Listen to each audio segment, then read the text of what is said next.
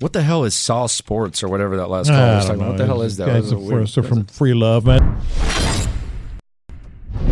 What's the motherfucking deal, man? Welcome to Sauce Sports. I am your host, Honcho. Today we're going to get into the 5 keys to watch with the Houston Texans versus the Atlanta Falcons coming up this Sunday. If you're not familiar with Sauce Sports is a Houston Texans homer network. We're talking all sports, but only Houston. This is primarily the Texans channel. If you want that other H-Town sports content, professional, amateur, NCAA, collegiate, however you want to identify, go to saucesports.tv. Link is in the description below the Second Sauce channel. But let's stop wasting time. Make sure you follow Sauce Sports on all the proper social medias listed below. Let's get into winning.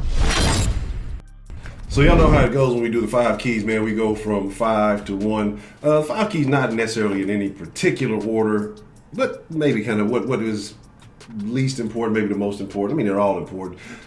Let's get into that. Motivated Maniac Merciless is on a masterful run right now. Probably got slighted for Defensive Player of the Month. No big deal. Guys at a contract year, they finally put him back where he belongs as far as pass rushing consistently instead of dropping him into coverage. And you see what the Texans have been missing from this guy for quite some time. Not going to get into the past. They were focused on the future. But if this defense is to be successful, right now it relies heavily upon the shoulders of one Whitney Merciless, continuing his turnover streak, continuing his sack streak, leading the team currently. And just it seems like once Whitney makes a play, the rest of the team starts to follow. So I think that we can look forward to Whitney continuing his streak this weekend. Will he get multiple? Maybe. I don't know. But again, this is not a Falcons team here with a record says one thing that we should be sleeping on. Matt Ryan is still a solid quarterback in some people's opinions. I guess it depends on who you ask. When you ask Falcons fans, they're going to be like, nah. You ask Texans fans, well, we've seen lesser quarterbacks do more. So Whitney Merciless and him getting pressure on the quarterback, him creating turnovers is going to be essential this game if the Texans plan to get a win. Let's get into number 4 right now. Number 4, the 4th key that we need to watch, I guess to the number 1 key again. Like I said, it doesn't really matter. It's all important. It's all essential to the game. Another week, another offensive line. I would like to see some continuity in this offensive line. I know you guys are going to say, well, Honcho, last week, they would have, but Fulton was. I understand this. I understand this, and I'm not blaming anybody, but the facts are the facts that we have yet to see consecutive weeks of the same starting offensive line, and it's unfortunate. I think part of that ties into some of these struggles that Watson has had, and Watson has to take blame for his own issues, but I have to take blame for having my phone on while I'm recording. But he has to take blame for his own issues, and part of that, though, like I say, is the inconsistency that's around him. And so when you got new guys, new pieces coming in and out, I think there's still that level of concern when, as a whole, until the addition of Larry Muthaf, those guys that are around you, those pieces that are around you, haven't been that great. So I think there's still a level of concern there. I would just like to see some consistency. I would just like to see some continuity. I would like to see guys that are able to be healthy. And they said Fulton was able to go last week, but they didn't want to play. They didn't want to test his back. Maybe they should have. So again, he's looking like he's good this week. It's just going to be very interesting to see when will we see 2 weeks of the same lineup. That's barring injuries, barring coaching decisions, just consistency. I would love to see it, and I'm sure a lot of Texans fans would love to see it too. Let's get into the next key to watch right now. Now, in the last key, I was just speaking about Deshaun Watson, and very interesting how people around the city are now calling Watson the Wizard after Jay Dizzle labeled him Watson the Wizard, and then we kind of took it and ran with it here at the Sauce, and then all of a sudden you're hearing other outlets. But nobody listens to the Sauce, right? It's super funny that certain conversations happen here, and then you hear these same conversations around the city. Hey, tell your program director he owes us some money. Anyway, I want to talk about Deshaun Watson the Wizard, coined in Sauce Sports. Not by me. I'm not taking credit for it. Give credit to Jay Dizzle. Or Professor Trill, some of y'all may know him as. But which Watson do we see this week? We've seen masterful Watson, against the Chargers. He threw for 350, had three touchdowns. We saw an overall good game. But then we've seen Watson against the Jags. And the Jags still a solid secondary, solid defense with or without Bouye and other names. But it didn't look that good. We saw Watson against the Panthers. Didn't look that good. We see a lot of these sacks coming up, and people say, oh, he's holding the ball too long. Well, part of that is if your coach is designing plays that take a little bit of time to develop, well, you being a winner, you being a guy that wants to make plays, tendency is probably that you're going to keep the ball in your hands as opposed to just throwing away and giving up on plays. Because if that's the case, he'd be giving up on a lot of the plays that Bill O'Brien calls. So I think that we have to keep that in mind. And in a stream I was doing earlier, I was talking about covered sacks, and I had to ended that up abruptly. It's funny that people act like that's not a term that applies to the Texans, and that's something I think more people need to look at. And again, Deshaun has to take credit for his falls and his woes, his missed throws, and things like that. But I just don't think ideally he's being put in the best situation with certain pieces around him that are kind of out of his control. And so he's making the best of what he can. Not to make excuses for him, it is what it is. But which Watson are we going to see? Are we going to see the master manipulator, the magician, the magic man, the wizard?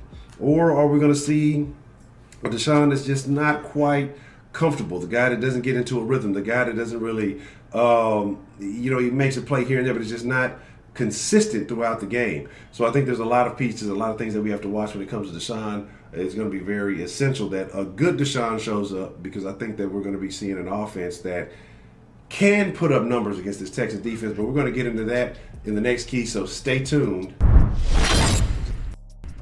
All right, the second key, number 2 or second to last, however you want to look at it, man. A talented trio of wide receivers facing a suspect secondary. You got guys like Sanu, really, and Julio, all very talented wide receivers who've been putting up solid numbers this year, regardless of what their record says.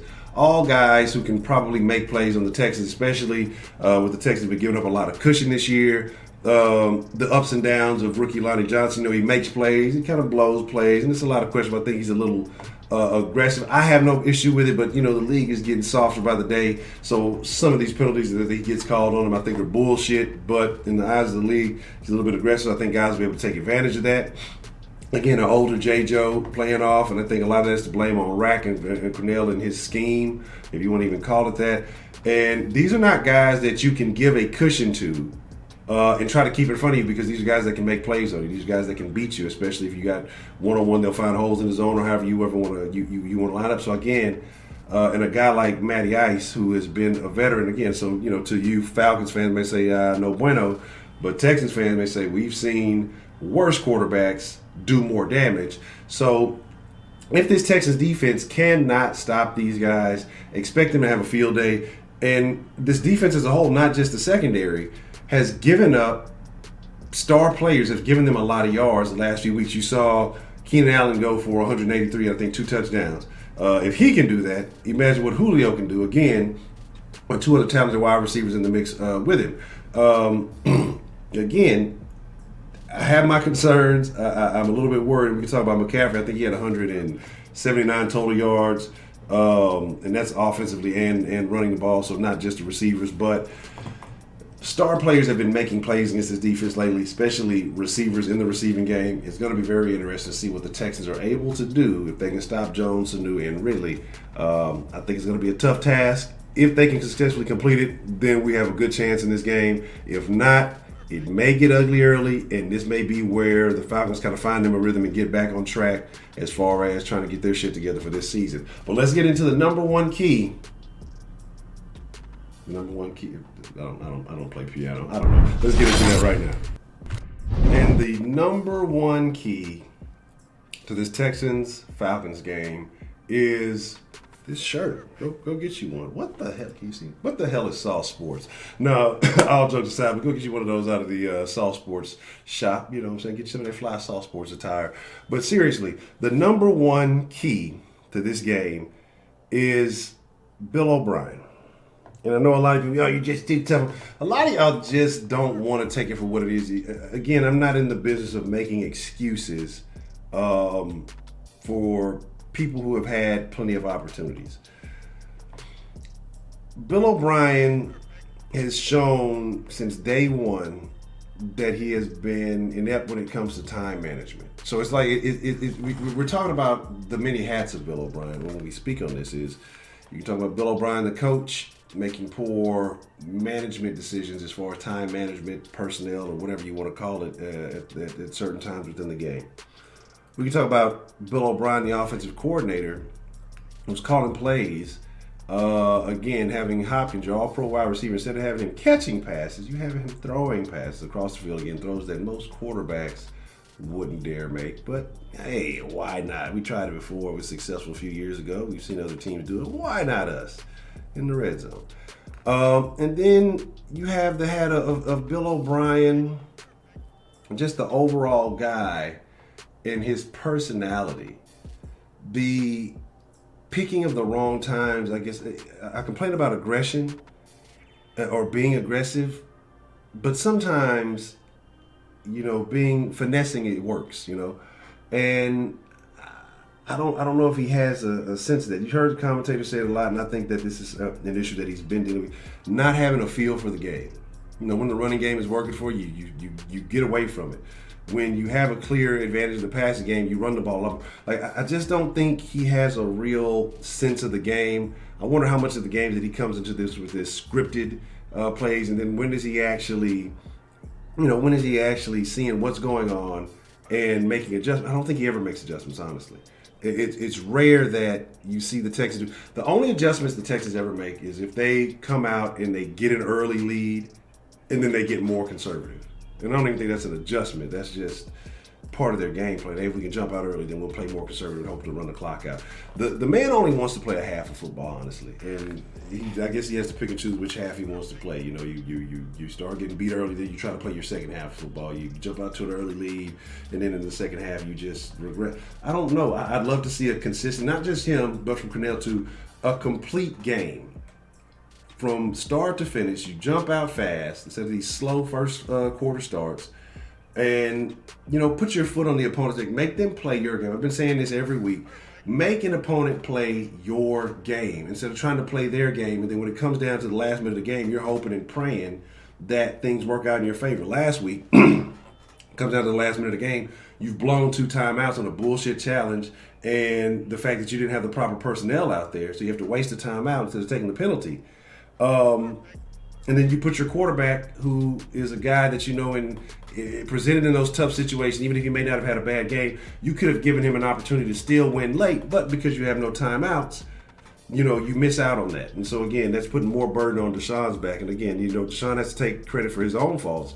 But those of you who are out there need to admit that Bill O'Brien is not putting him in optimal situations. Your coach shouldn't be coaching against you. You should be playing against the defense and your head coach. Again, he needs to be calling plays where the ball gets out quickly, not a bunch of screens that everybody knows is coming. We talked about a couple of weeks when Deshaun fumbled it, and everybody was mad at Deshaun. But the thing is, the defense read the fucking play, and Deshaun was trying to pull back because he saw that it would have been an interception or a fumble either way if he didn't, hopefully he would have kept control of the ball, but it would have been an interception if he threw the ball. So the people who were mad about that, blame Bill O'Brien for that because it's the repetitive play calling that guys know what he's going to do.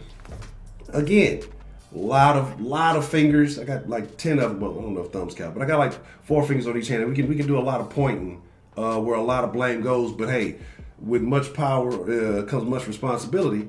We know who has all the power in the organization. We know who wears all the hats in the organization. So guess where most of the blame also lies? On the person in power. Some of you guys just don't get that. Sean only can control what he can control. So again, I would say, especially last game, 40% on him. I put 60% on Bill because he has so many other hats in which he controls. He can take some of that shit off his plate and say, hey, we're going to ride or die with Kelly. Let him do what he does. You see some of these other younger OCs around the league, play callers around the league who are having success. Let fucking Tim Kelly call plays. You focus on the game. You focus on time management. You focus on the decisions that need to be made. But obviously, it's too hard for him to relinquish that. Eventually, everything's going to be relinquished, and he's going to be fired if he don't get his shit together. So that's my number one key, man. Make sure you stay tuned because you know how we always do. We always throw a little bit of bonus content at the end. We're going to have the comment of the day, maybe the special ingredient. I don't know, the secret ingredient. I don't know what to call it. Y'all can give me a lot of good ideas. I said I was going to have it Monday. I don't. Let's just get into the comment of the day. Well, before we get into the comment of the day, again, a reminder, follow Saw Sports on all the proper social medias, Instagram, Facebook, Twitter. Make sure you like the Facebook page. Make sure you're part of the Facebook group. Also, make sure you hit that like button, man. Make sure you hit that subscribe button. Make sure you subscribe to Saw Sports TV. And if you don't like it, you can hit the dislike button because I know it's a couple of you haters that watch every one of these videos. Y'all want to steal a recipe. You mad. It is what it is. I don't give a shit. Like I said, I fuck with everybody, man. I just want to say shout out to all the special ingredients. Shout out to all the fresh ingredients who have made the sauce so great. With that being said, let's get into the comment of the day. Y'all be cool like y'all be cool. Most of all, y'all stay saucy. And I'm going to catch y'all right after this.